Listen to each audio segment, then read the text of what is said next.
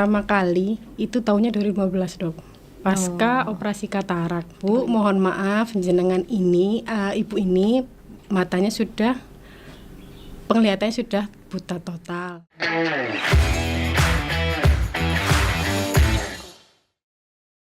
Assalamualaikum warahmatullahi wabarakatuh. Selamat datang di KMU Talk Show. Perkenalkan, saya Dr. Danti Ayu, spesialis mata. Ya, pada hari ini saya akan mengkudeta khusus KMU Talk Show ini. Kita akan membahas tentang glaukoma.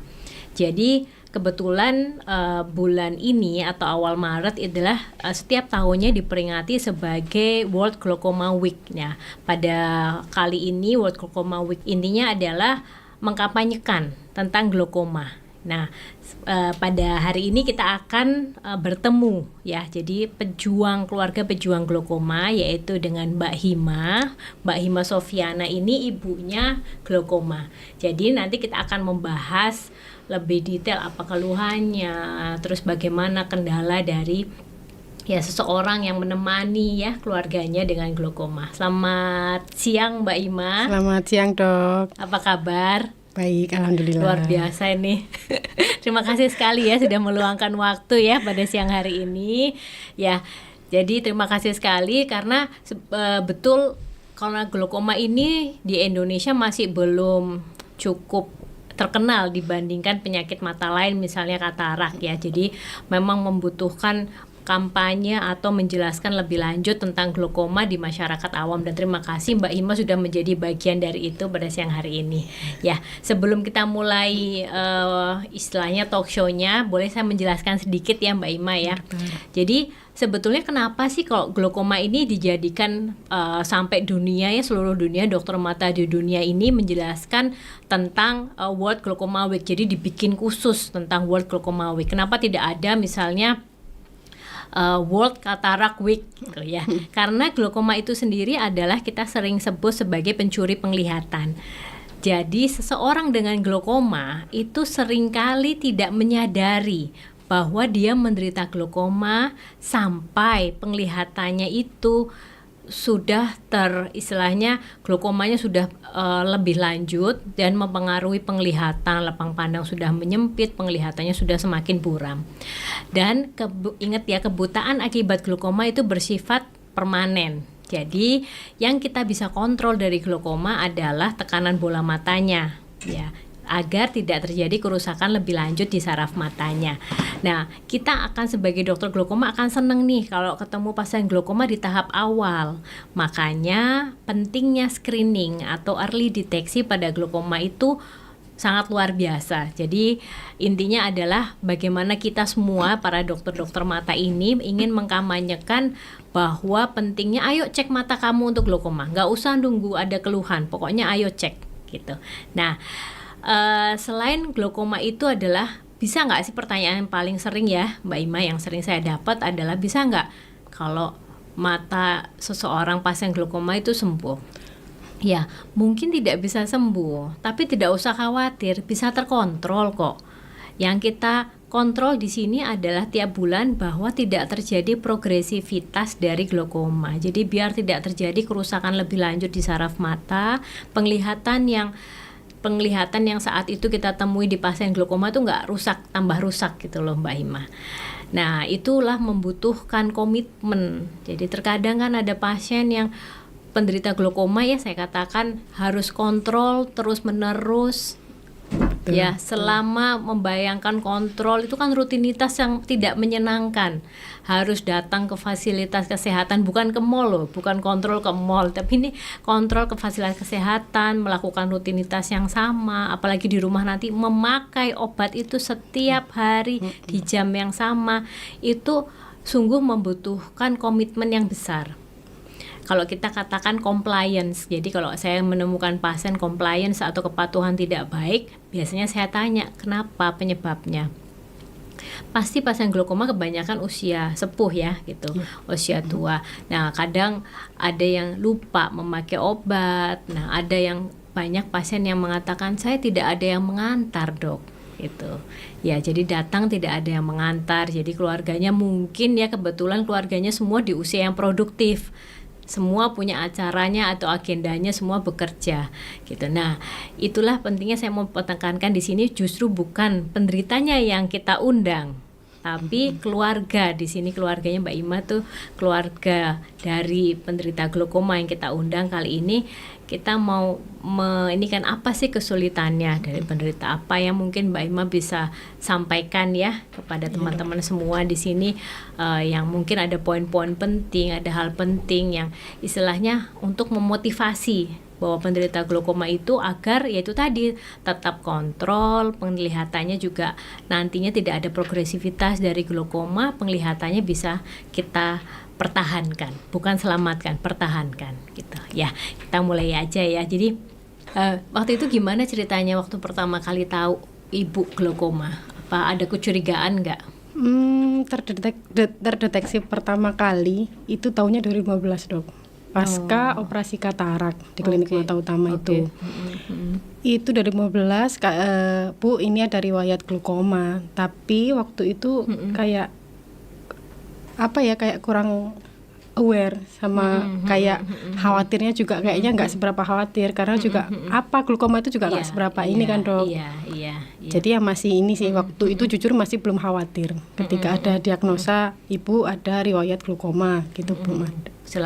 Selain waktu itu kan operasinya katarak ya. Jadi selain katarak ternyata ada dibilang ini juga ada glaukoma ini kelihatannya gitu ya, sudah dibilang 2015 ya. Itu waktu itu operasi katarak langsung kedua mata ya, atau maksudnya berdekatan? Masih mata sebelah kanan dulu kayaknya waktu kanan itu. Dulu. Terus ternyata kan ada cek seluruh itu dok ya, mata seluruh ternyata ada riwayat glaukoma dan waktu itu memang belum ada yang kayak himbauan harus rutin periksa untuk glaukomanya, belum ada. Jadi memang minim pengetahuan juga. Terus nggak ada yang intinya awarenessnya kurang lah dok. Jadi waktu itu emang ya udah pokoknya kataraknya sembuh. Dibilang kontrol ya, ini mungkin dibilang kontrol tapi ngapain wong aku udah selesai udah terang gitu mungkin ya merasanya seperti itu ya gitu. Waktu itu ada obat yang harus dipakai nggak yang dikatakan untuk glaukomanya? Nggak ada, belum ada. Waktu itu belum ada, jadi hanya mungkin observasi dulu ya karena sebelumnya mungkin sempat tinggi gitu ya, ya. Ya, memang kalau beberapa kita katakan mungkin ya, itu dikatakan bisa jadi glaukoma suspek. Jadi istilahnya glaukoma suspek mungkin atau okular hipertensi. Jadi hanya tekanan mata tinggi bisa jadi, tapi belum ada kerusakan lebih lanjut dari optik disnya atau kabel matanya saya bilang.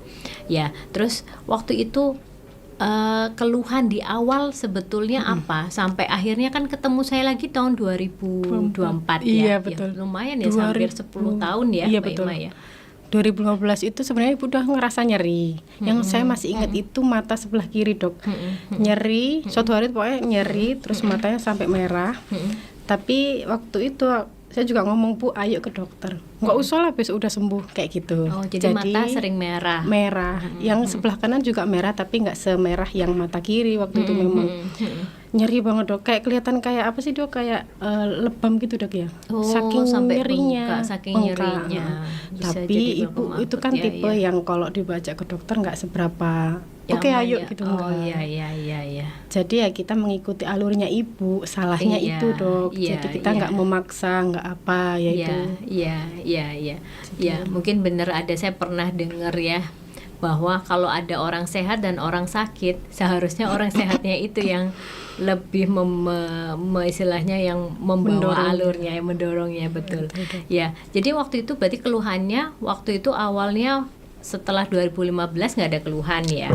Nyeri hilang, tapi udah dibiarin gitu loh dong, nggak ada penanganannya khusus. Ya, jadi dari 2015 sampai 2024 nyeri hilang timbul. Terus ada obat yang sebelumnya dipakai sendiri nggak waktu itu, Mbak Ima? Ini sih obat ringan kayak Senfresh gitu.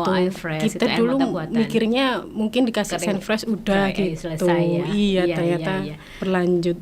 Nah, terus Mbak Ima, terus waktu itu akhirnya kan saya ingat ya, jadi Mbak Ima men-DM saya waktu itu, saya lagi banyak konten tentang glaukoma ya. Terus Mbak Ima men-DM saya menanyakan ya gejalanya glaukoma itu apa saja gitu ya. Terus saya bilang sebaiknya sih harus cek langsung ya, karena bisa jadi nanti kalau saya bilang salah satu gejala dan itu merasa tidak ada, akhirnya oh berarti bukan gitu ya. Nah terus akhirnya waktu itu dicek pas kebetulan bukan pertamanya, bukan saya yang periksa ya Mbak Iya, Ima. betul. Nah waktu itu gimana Mbak Ima waktu ceritain yang waktu pertama kali lagi datang ke Pokoknya waktu itu kan nyeri ya, 124, sebelum saya ya. DM dokter Danti itu udah nyeri dan ibu udah mulai ngomong ayo ke dokter gitu. Oh, sudah Oke, keluar jadi clue kayak itu ya. iya, Iya, jadi iya. akhirnya pikiran kayak khawatir juga Iya, iya. sesakit apa gitu Iya, ya saya DM setidak dokter nyaman Danti. apa sampai pengen Iya. akhirnya memutuskan Akhirnya untuk Mbak datang, periksa ya. aja, akhirnya periksa kita antri di dokter Vinta ya kalau nggak salah. Iya, iya. Ternyata bisik-bisik sama perawat juga kayaknya ini LP-min. Saya kan sempat pernah tahu LP-min itu kayaknya visus jelek ya dok ya. Iya. Itu kayak Sinar sudah tidak ada artinya. iya. Terus akhirnya saya masih menahan itu dok. Masa sih ibu ini kayak kasusnya berat gitu mungkin. Iya, Ternyata waktu diperiksa sama dokternya sudah bilang gini, Bu mohon maaf jenengan ini ibu ini matanya sudah penglihatannya sudah buta total sebelah mata kiri. Itu kayak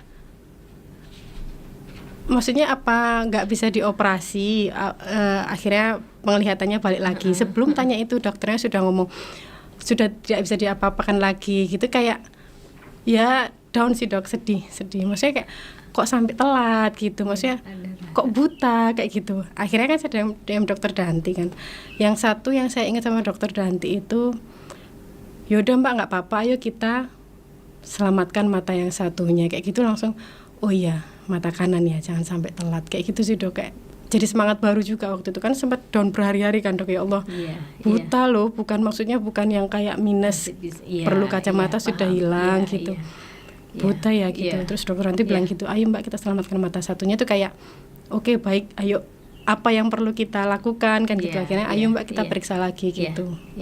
Terus waktu itu aku ingat ya, Mbak Ima bilang sempet yang dokter menjelaskan, saya tak sempet tanya ya waktu itu ya, saya tempat tanya. Terus jadi dokter menjelaskan apa Mbak Ima waktu itu ya. Terus Mbak Ima bilang saya sudah nggak ada, sempat ngeblank dok, saya sudah ngeblank jujur. Jadi shock. Kayak shock, kayak masuk kuping kanan keluar kuping kiri gitu ya. Kayak nggak bisa tanya apa-apa, kok buta, kenapa gitu loh dok. Kayak nggak ada pertanyaan yang muncul gitu kayaknya. Iya, jadi keluar udah hidup dan mati gitu ya. Iya ya. benar-benar dok. Jadi periksa itu nangis ya dok, bener nangis ya dok, karena ya memang maksudnya yang ibu biasanya bisa lihat, mungkin ibu tuh beberapa kali memang pakai kacamata tapi jarang dipakai, mungkin pakai kacamata bisa lah, kok buta gitulah. Ya akhirnya saya DM dokter Danti itu, kayak pertanyaannya baru muncul waktu setelah pulang setelah mungkin periksa tenang, itu ya. Iya betul, shock itu udah lewat gitu ya. Gitu ya, itu namanya pencuri penglihatan Mbak Hima. Iya dok. Ya gitu, bahwa karena penglihatan kita kan dua mata saling memberikan satu sama lain, saling mengcover. Ada namanya lapang pandang. Jadi kalau misalnya Mbak Ima lihat saya masih bisa lihat situ ada tanaman sini. Nah itu namanya lapang pandang.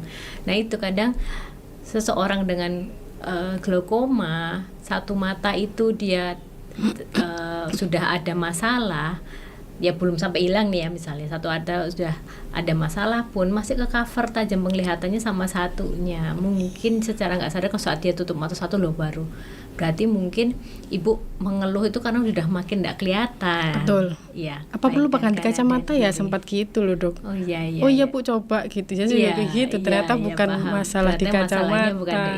Iya. Nah terus waktu itu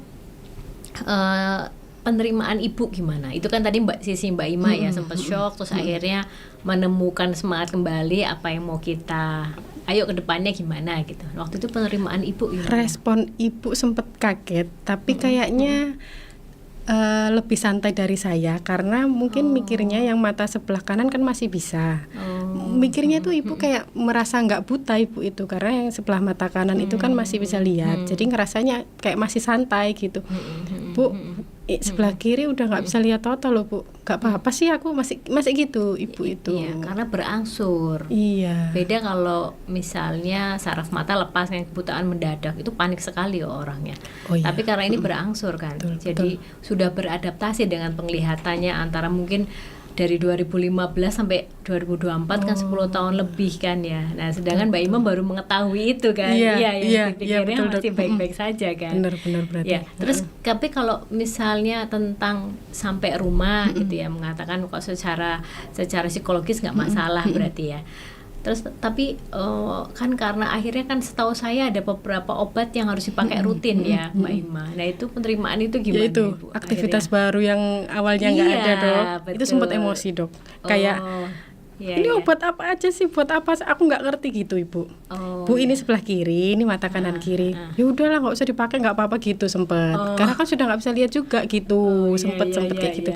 Tapi kan coba lah Bu, dicoba aja dulu, dicoba. Akhirnya itu 2-3 hari masih kayak gitu Dok. Akhirnya 3 hari kemudian, akhirnya Ibu ngomong, ayo waktunya netesin gitu, udah mulai. Ayo netesin, tolong minta.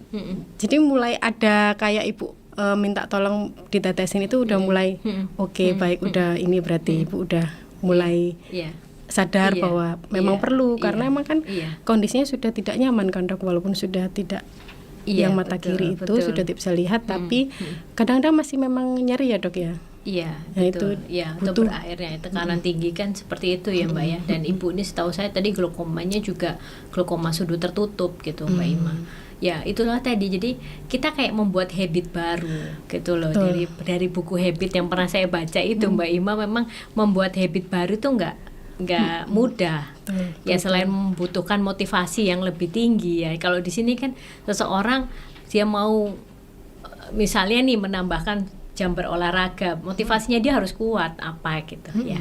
Nah kalau di sini misalnya Ibu ya motivasi yang tersendiri ya mungkin ya harus ditanamkan ada, ayo Bu biar tetap ngeliat cucu gitu ya. Kan yang dikaitkan yang sekarang mungkin yang akan terasa di hati kan itu kan pasti kan kedekatan sama keluarga dengan cucu, main bersama cucu mungkin seusia Ibu. Nah itu yang mungkin biar menjadi motivasi saat seseorang dengan motivasinya kuat ya dia ada mudah untuk menampatkan habit baru gitu.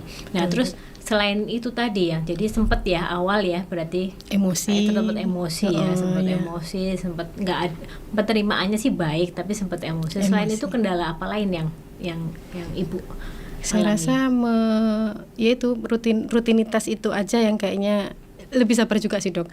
Gimana caranya kita bisa membuat moodnya Ibu itu terus baik untuk kemudian mau ditetesin setiap jam tertentu kan Dok. Tapi kayaknya kita ngobrol, Bu ini pokoknya mata kanan harus ini ya Bu, apa kayak jangan sampai telat kayak yang mata kiri. Oh iya gitu.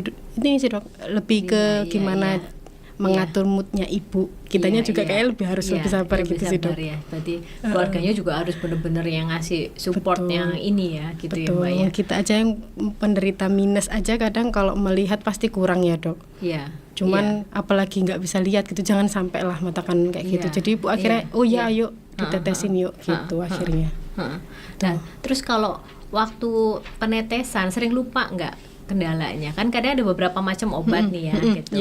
Nah, terus kalau di rumah itu apakah penetesannya dibantu atau selalu dibantu? Selalu dibantu ya, berarti enggak. Nah, itu kalau dibantu mungkin antara lupa enggaknya tergantung anggota keluarga gitu ya. Mungkin Ibu hanya mengingatkan. Lebih ke lupa ini jam, harusnya kan 12 jam sekali. Itu mungkin molor setengah jam gitu sih Dok. Tapi untuk enggak netesin sama sekali enggak sampai. Saya tuh pernah ini Mbak Ima. Jadi pernah dapat jadi waktu saya fellow di Australia itu, jadi salah satu fellow-nya itu atau PPDS-nya ya, jadi residennya itu membawakan tentang jadi ke keluarga, ke penderita glaukoma. Jadi bagaimana tips untuk jadi biar kontrol rutin gitu. Jadi salah satunya yang waktu itu saya ingat sekali ya, meneteskan diikuti dengan saat aktivitas fisik Mbak, maksudnya aktivitas harian, bukan fisik, aktivitas harian. Misalnya ada obat tetes yang malam ya mau tidur, jadi diikutkan. Misalnya malam ada biasanya rutinitas apa, misalnya sholat isya, habis sholat isya tetes baru tidur. Kan ada pasti kan setiap hari kita kan ada rutinitas yang hampir sama yang dilakukan. Ya apalagi kalau misalnya lansia pasti rutinitasnya kan istilahnya kayak kebaca Mbak. Nah itu jadi diikutkan, jadi biar dia nggak lupa. Jadi kita nggak menambah habit baru gitu. Jadi misalnya obatnya nanti ditaruh di sampingnya misalnya sholat isya-nya di mana, nah di Jadi situ mesti kelihatan misalnya ya gitu. Oh.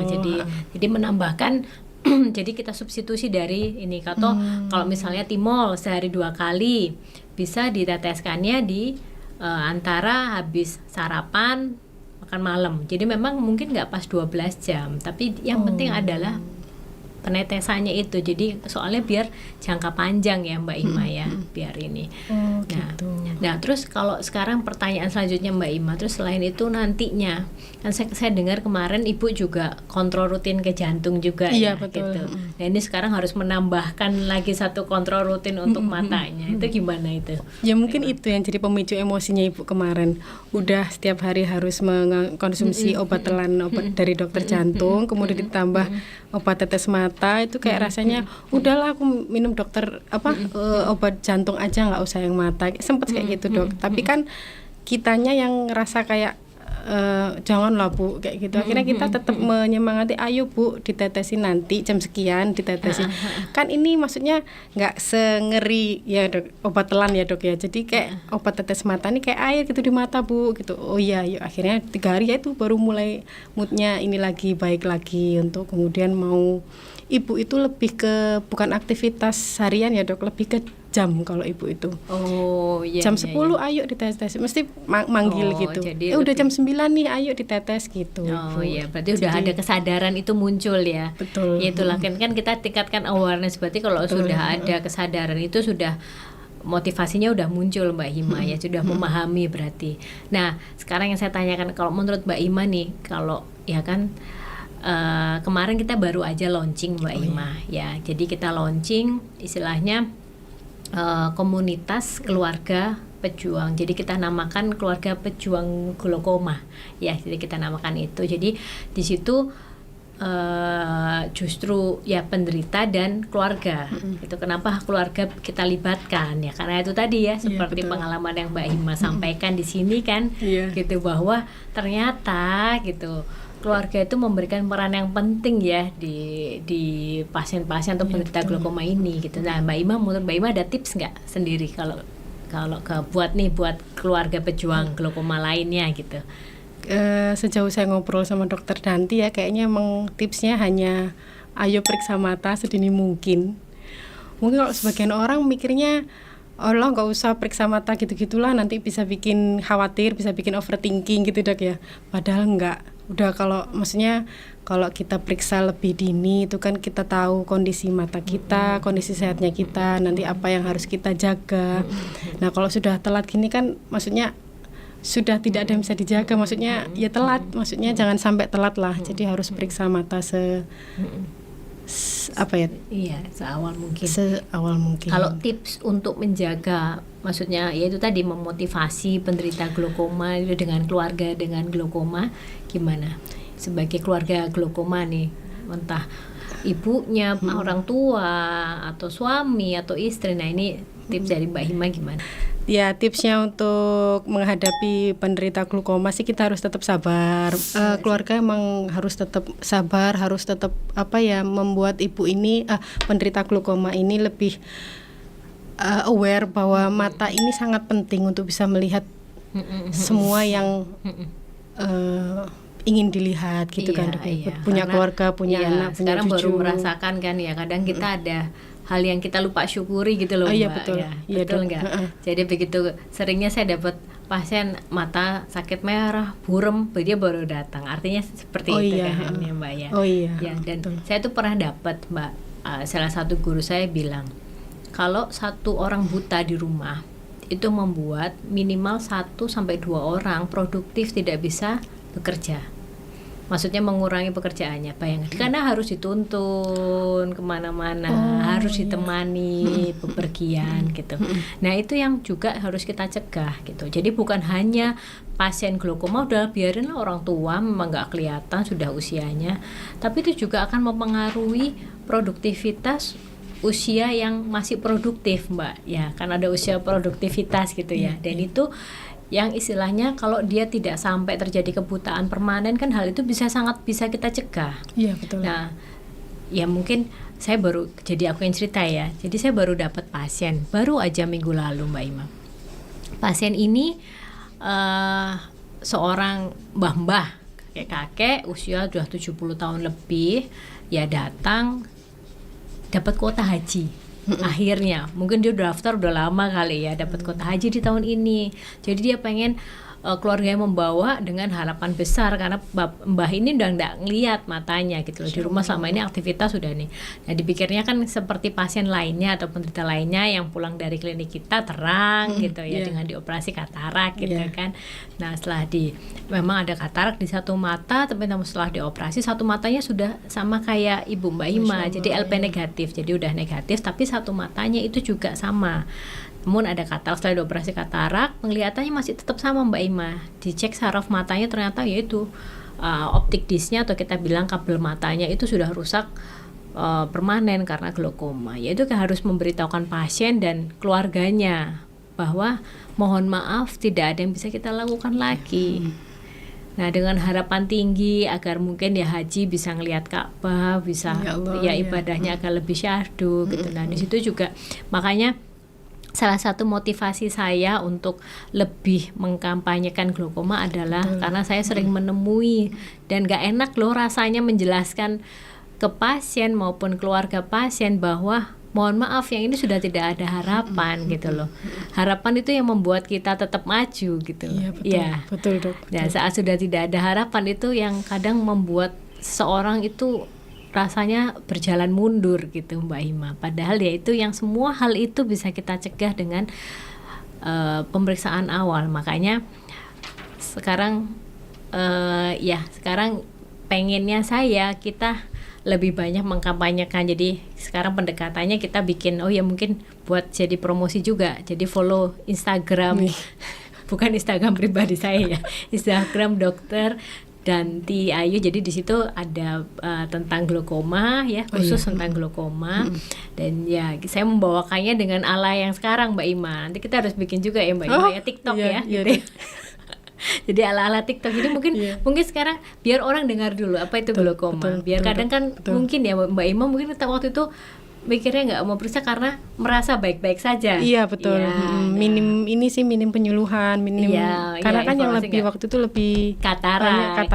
Orang lebih paham terhadap katarak kan, gitu. Karena memang jumlah penderita katarak itu memang lebih besar, gitu. Dia penyebab kebutaan nomor 1. Gitu. Tapi dia kan tidak bersifat irreversible, dia reversible. Dia setelah operasi baik saraf mata asal semua baik, penglihatan bisa baik, gitu. Nah. Ya Mbak Ima, sekarang kan Mbak Ima udah tahu nih ya gitu bahwa glaukoma itu alangkah baiknya kalau kita bukan langkah baik yang memang harusnya kita deteksi lebih dini ya, lebih awal. Nah sekarang pertanyaan saya ke Mbak Ima tahu nggak sudah belum cek matanya juga? Ya belum dok. Iya belum dok. Tapi kayaknya memang harus ya dok ya. Harus. Nah Mbak Ima tahu nggak kalau faktor resiko keluarga menjadi satu faktor resiko tersendiri dari glaukoma. Iya. Waktu itu saya dengerin Zoom-nya Dokter Danti yang ajaib ya dok. Habis dapat diagnosa dari Dokter Vinta itu bahwa ibu buta total itu tiba-tiba ada postingan loh masuk di Instagram saya bahwa ada Zoom pembicara Dokter Danti dengan topik glaukoma. Akhirnya saya masukkan ke Zoom-nya dok. Harus screening untuk keluarga yang biasanya akhirnya padahal yang seperti itu sudah biasanya agak rutin loh ya Mbak Ima kita lakuin, tapi terkadang sampai seseorang tuh baru kalau mungkin lingkungan terdekat dia kena dulu atau lingkungan dia baru gitu, jadi kayak lebih nyata kalau sebelumnya tuh kayak apa itu gitu, nggak terlalu mengambil atensi itu gitu loh betul. Jadi kalau riwayat, salah satu faktor resiko dari glaukoma adalah adanya riwayat keluarga. Ya, jadi misalnya Mbak Ima seperti Mbak Ima punya orang tua dengan glaukoma, Mbak Ima mungkin sekarang belum, bisa jadi belum. Tapi penting juga dicek gitu, karena faktor resiko itu mengikuti, ibaratnya mata kan kayak fotokopi kalau memang orang tua ya, seperti orang diabetes. Kalau kita punya keluarga dengan orang tua kita diabetes, kita punya faktor resiko yang sama. Tapi kalau diabetes ada faktor resiko lain, misalnya lifestyle ya. Gitu. Tapi kalau ini biasanya usia gitu. Selain usia ya. Jadi kalau misalnya tapi bisa dideteksi di bawah 40 tahun ya, Dok? Bisa. Makanya gitu. kita harus cek ya kalau untuk glaukoma itu dengan faktor risiko keluarga setiap tahun. Setiap tahun anggap aja lah, coba jalan-jalan ke mall setahun berapa kali? Tidak terhitung ya dok. Ya kan, jalan-jalan ke mall, datang ke mall ya, setahun berapa kali? Ini hanya 1 kali Mbak Hima, cukup. Itu kalau ada faktor risiko keluarga ya dengan glaukoma, karena memiliki faktor yang kuat kalau untuk glaukoma. Tapi kalau tidak ada, usia di bawah 40 tahun cukup 2-4 tahun sekali Mbak Ima. Jadi sebenarnya lama loh 2-4 tahun. Hampir pemilu. Nah, ingat aja ganti presiden saatnya aku cek mata. Ya, jadi jadi jangan tunggu ada keluhan. Iya. Banyak yang tanya juga, gejala apa aja dok, ini bukan nggak usah gitu, pokoknya ikutin itu aja 2-4 tahun gitu. Nah Mbak Ima berapa bersaudara? 2 sama kakak. Berarti ya harus cek gitu. Iya, ya. saya sempat dari Zoom itu Mbak, kita kayak waktunya cek deh Mbak gitu. Oh gitu.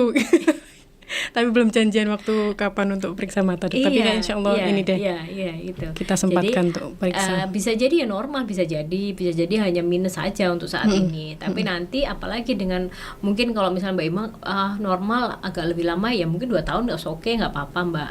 Asalkan sudah aware kan. Yang penting kan itu. Oh gitu. Tapi kalau nanti misalnya nih Mbak Ima usia panjang umur sampai 50 tahun, 60 tahun sudah harus cek setiap tahun.